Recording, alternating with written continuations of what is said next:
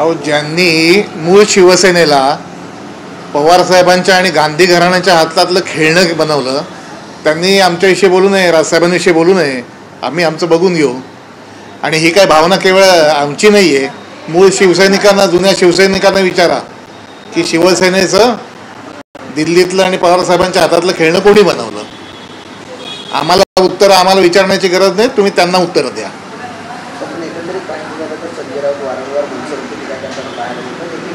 राज ठाकरे आणि उद्धव ठाकरे यांनी एकत्र यावं अशी सर्वसामान्यांची इच्छा असताना अशा प्रकारची वक्तव्य करणे कितपत योग्य आहे? मला असं वाटतं की या बाबतीत दोन भाऊ एकत्र येण्याच्या बाबतीत ते काय म्हणतात त्याच्याविषयी माझी बोलण्याची योग्यता नाही. पण वेळोवेळी एक विविध कोणाला तरी सारखं टोचत राहायचं, कोणाला तरी अस्थिर करत राहायचं, मला असं वाटतं हे बरोबर नव्हे. सतत उठून कोणाबद्दल तरी बोललंच पाहिजे. ते ज्येष्ठ आहेत पण तरी हा मूळ स्वभाव मला माहिती आहे त्यांचा. आणि अशा प्रकारे शिवसेनेला कोणी खेळणं बनवलं आहे सगळ्या महाराष्ट्राला माहिती आहे.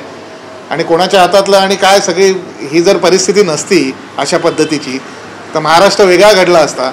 आणि दोन भावांनी एकत्र यावं का न यावं हा माझ्या मते हा आमचा, मी त्याच्यासाठी खूप लहान आहे, तो सर्वस्वी माननीय उद्धवसाहेब आणि माननीय राजसाहेबांच्या हातातला प्रश्न आहे.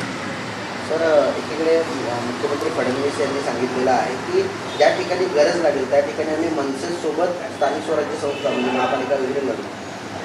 ही भूमिका मला असं वाटतं की पक्षाचे, राजसाहेबांचे पण आम्ही निश्चितपणे स्वागत करतो. कारण लोकसभेला बघितलं तर भारतीय जनता पक्षाला अगदी खुल्या दिलाने राजसाहेबांनी मदत केली होती. लोकसभेला तुम्ही बघत असाल तर सगळ्यात जास्त महाराष्ट्र नवनिर्माण सेना पक्ष रस्त्यावर उतरलेला प्रचार करायला. आणि आम्हाला काही विधानसभेत अपेक्षा होती आम्ही सामान्य सैनिक म्हणून, पण त्यावेळी ते घडलं नाही. त्याचंही उत्तर मला असं वाटतं माननीय मुख्यमंत्र्यांनी दिलेलं आहे. पण उद्या असा काही प्रस्ताव आला तर आनंदाचा आहे. आणि पण ह्याचा निर्णय घेण्याची क्षमता काय माझी नव्हे. उद्या जर भारतीय जनता पक्ष आणि महाराष्ट्र नवनिर्माण सेना या स्थानिक स्वराज्य संस्थेत जर एकत्र येणार असेल तर तो सर्वस्वी निर्णय राजसाहेब घेतील आणि त्याला काही दिल्ली बहुत दूर नाही आहे.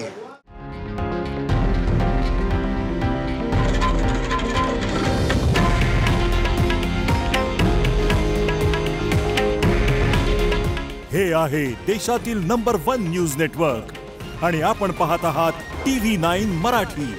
काळजी तुमची, हित महाराष्ट्राचं.